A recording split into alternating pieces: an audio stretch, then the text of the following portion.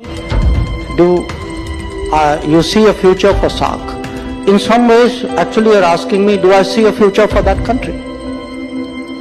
Because if that country doesn't change, doesn't really let go of those kinds of options in its, in its armory or its toolkit, then it's not just SARC which is in danger. I mean, very frankly, you're looking at the state of that country as well. Indian External Affairs Minister S. Jaishankar ruled out any immediate possibility of revival of the SARC regional grouping. He said that SARC is in trouble because of one of the members' continuous undertake of violent actions against the other. कि doctor Jaishankar जो हैं, जिन्होंने कल एक discussion में ये कहा कि सार्क जो है ना इज डेड, और वो एक डॉक्टर जयशंकर पहले भी बात करते हैं जी कि terrorism by night and trade by day, ये इंडिया पाकिस्तान पे कॉन्टिन्यूसली एक ही बात किए जा रहा है. On SARC, I'll take those two questions together. Look, SARC is in trouble. That we should proceed with SARC even if one member of SARC actually has training camps, trains terrorists, pushes them across, supports them in different ways. So it was heading for a crisis. लेकिन question ये है कि पाकिस्तान की जो individual importance इतनी कम हो गई है कि बाकी खित्ते के ममालिक ने समझा कि इनसे हमारा अब लेन देन ही कोई नहीं है. सो डॉक्टर जयशंकर जो बात करते हैं कि सार्क की जब रिवाइवल की बात करते हैं तो असल में हम ये बात करते हैं कि क्या हम इस मुल्क के साथ ताल्लुकात चाहते हैं कि नहीं चाहते. दूसरी तरफ भारत के जो एक्सटर्नल अफेयर्स मिनिस्टर हैं डॉक्टर जयशंकर, उन्होंने अनंता सेंटर न्यू दिल्ली में है, वहाँ पे अपने ख्यालात का इजहार किया, और ख्यालात का इजहार करते हुए उन्होंने सार्क का भी जिक्र किया. और सार्क का जिक्र करते हुए उन्होंने कहा कि जी सार्क तो आगे नहीं चल सकता, हम तो उसको तकरीबन भूल ही गए हैं क्योंकि उसमें एक ऐसा मुल्क है. उनका इशारा ऑब्वियसली पाकिस्तान ही की तरफ था कि जो कि बकौल उनके दहशतगर्दी करवाता है और दहशतगर्दी को सपोर्ट करता है, और जब तक ये मामलात रहेंगे तो सार्क किसी तौर भी आगे नहीं बढ़ सकता. जय हिंद दोस्तों. तो पाकिस्तानी मीडिया चर्चा कर रहा है डॉक्टर एस जयशंकर के एक बयान पर. सार्क नाम का एक संगठन है अभी, मतलब एग्जिट तो है लेकिन डेड हो चुका है. और वही बात डॉक्टर एस जयशंकर ने कही है कि जो सार्क संगठन है उसमें जो हमारे आसपास के पड़ोसी सभी देश हैं, तो पाकिस्तान भी है उसमें. तो पाकिस्तान टेबल पर बैठकर बातें कुछ करता है और गतिविधि उसकी कुछ और ही रहती है. टेररिज्म को लेकर उन्होंने ये बात कही है.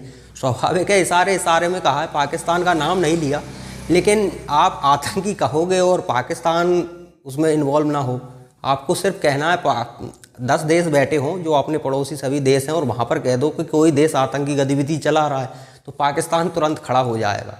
तो इसका मतलब चोर की दाढ़ी में तिनका वो कहावत फिक्स बैठती है. तो यही पाकिस्तान को लेकर है. उन्होंने कहा कि सार्क संगठन स्वाभाविक है डेड है, उसमें ऐसे कैसे चल सकता है कि आप टेबल पे बैठकर कुछ और बातें करो और अंदर खाने से आम होते ही आप वही रोल में आ जाते हो. आतंकी गतिविधियों में आप पूरी तरह से इन्वॉल्व हो, और वो भी गतिविधि किसके खिलाफ? भारत के खिलाफ. और भारत ही मेन है उसमें.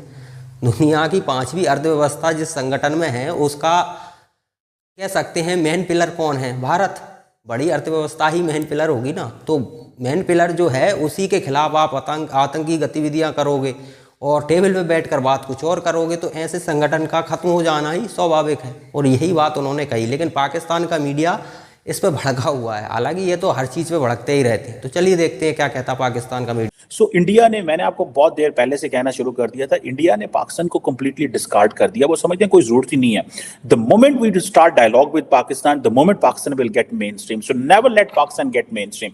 पाकिस्तान को मेन स्ट्रीम नहीं होने देना. This is what is the plan of doctor Jaishankar and India. And so far they have been very successful in that way. अब इंडिया जो है जिसे वो कहते हैं ना कि उसने ये फैसला कर लिया कि हमने पाकिस्तान से बात नहीं करनी. और आज मैं आपको लेटेस्ट डेवलपमेंट बताऊं. पाकिस्तान की नई हुकूमत जो है वो बन गई है, और उन्होंने आज पाकिस्तान के जो नए प्राइम मिनिस्टर हैं शहबाज शरीफ साहब, उन्होंने भी भारत का नाम नहीं लिया. मुझे ऐसे लगता है कि शायद अब पाकिस्तान भी भारत का नाम नहीं लेगा या इंडिया से इंगेज नहीं करेगा. उसकी वजह यह है कि पाकिस्तान ने काफ़ी देर पैगामात भेजे हैं लेकिन इंडिया जवाब नहीं दे रहा. इंडिया समझता है जी हमें कुछ ज़रूरत ही नहीं है पाकिस्तान की. सो अगर पाकिस्तान की ज़रूरत नहीं है, so let it be. Pakistan अपना काम करे, इंडिया अपना काम करे. This is the plan. This is what both countries are doing. Pakistan ने कहा जी मुझे भी कोई जरूरत नहीं है, इस दफा पाकिस्तान ने नाम नहीं लिया, वरना जब भी नया प्राइम मिनिस्टर आता था वो कहता था ठीक है जी बात करें। और and I am very much of the view that at the moment Pakistan को भारत से बात नहीं करनी चाहिए। उसकी वजह क्या है? देखिए, आपके जो एडवर्सरीज होते हैं ना, वो आपका मजबूत होने को पसंद करते हैं, आपके एडवर्सरीज आपकी कमजोरी को पसंद नहीं करते। If you are strong, adversary का भी दिल करता है बात करने की। इफ यू आर वीक, वो कहता है इधर की इसको ऊपर हम ऐसे रोंद के चले जाएंगे। सो इंडिया समझते हैं हम तो पाकिस्तान को वैसे रोंद के चले जाएंगे, जरूरत ही कोई नहीं है। सो इंडिया ने क्या किया है, जो इंडिया ने काम किया है वो ये है कि जो जिसे वो कहते हैं ना, उसने फर्दर कोऑपरेशन शुरू कर दी है। उसने सार्क को तो डेड कर दिया, लेकिन इंडिया इज इन आसियान के अंदर है, इंडिया जो है वो बिम्स्टेक के अंदर है। इंडिया ने 25,000 किस्म के और जो जिसे कहते हैं ना प्लेटफॉर्म्स खोल लिए हैं, और इंडिया उन सब प्लेटफॉर्म्स को के साथ बड़े तरीके से और बड़ी तेजी से इंगेज कर रहा है। अब क्वेश्चन ये है कि अगर पाकिस्तान भी बात नहीं करना चाहता, इंडिया भी नहीं बात करना चाहता, और खित्ते के बाकी ममालिक जो हैं वो तो अर्जी नहीं रखते इस हवाले से बात करने के लिए। आपको याद होगा कि 2016 में सार्क समिट हो रही थी, और उसके बाद एक जिसे वो कहते हैं ना, एक इंडियन आर्मी कैंप में उरी में हमला हुआ, और फिर और इंडिया ने कहा जी कि हम तो इसमें आप पार्टिसिपेट नहीं करेंगे। बांग्लादेश, भूटान, अफगानिस्तान ने भी डिक्लाइन कर दिया। याद रखें उस वक्त अफगानिस्तान के अंदर अशरफ गनी थे, भूटान के फॉरेन अफेयर्स वैसे ही ऑलमोस्ट मेजॉरिटी इंडिया डील करता रहा, और बांग्लादेश के पाकिस्तान के अच्छे ताल्लुकात नहीं थे, और सारी की सारी बात जो है वो ख़त्म हो गई। अब वो इंडिया कहता है जी जो बिम्स्टेक है, Bay of Bengal initiative for multi sectoral technical and economic cooperation, उसकी तरफ हम देख रहे हैं। वो कह रहे हैं उसकी जरूरत है। सो इंडिया ने parallel institutional and regional model create कर लिया हुआ है। That is why they believe कि बस पाकिस्तान को फारग कर दें, कोई जरूरत नहीं है पाकिस्तान के साथ काम करने की। अब ये कहा जा रहा है कि South Asia least integrated region है। भाई इंडिया को क्या फर्क पड़ता है?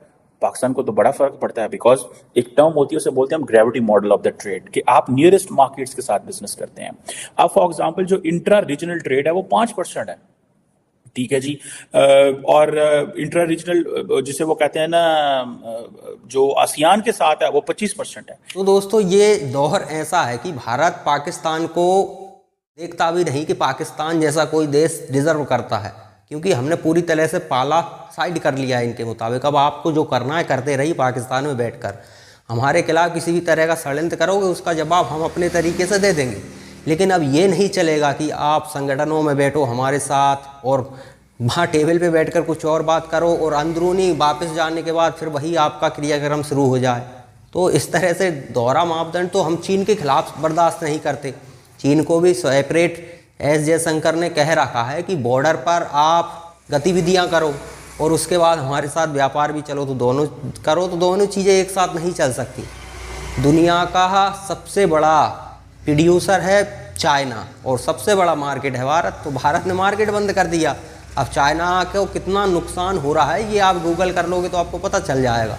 तो वही पाकिस्तान को सुना है, जब चाइना के साथ हम ये कर सकते हैं तो स्वाभाविक है पाकिस्तान है वो तो पाकिस्तान ऐसा तो नहीं चलेगा कि आप संगठन में भारत के साथ टेबल पर भी बैठो और बातें ऐसी करोगे भैया पाकिस्तान जैसा भला देश कोई है ही नहीं, और अंदरूनी फिर वापस जाकर वही हरकतें आपकी, और वो भी भारत के खिलाफ। ऐसा कौन सा षड्यंत्र है जो भारत के खिलाफ आप नहीं करते? दुनिया के किसी भी पटल पर दुनिया जब एकत्रित होती है और वहाँ पर मुद्दा कोई और होता है, ये कश्मीर का मुद्दा उसमें ज़रूर उठाते हैं। इनका वही एक ही चूरन है, क्योंकि वापस आकर अपने देश की जनता को बताना होता है कि हम वहाँ पर जाकर देखो हमने कश्मीर का मुद्दा उठाया। तो अपना देश की राजनीतिक रोटियां सेकने के लिए आप भारत को इस तरह से उंगली करोगे तो फिर भारत तो स्वाभाविक है आज का भारत जवाब बहुत तगड़े तरीके से देता है, और वही डॉक्टर एस जयशंकर ने दे दिया है।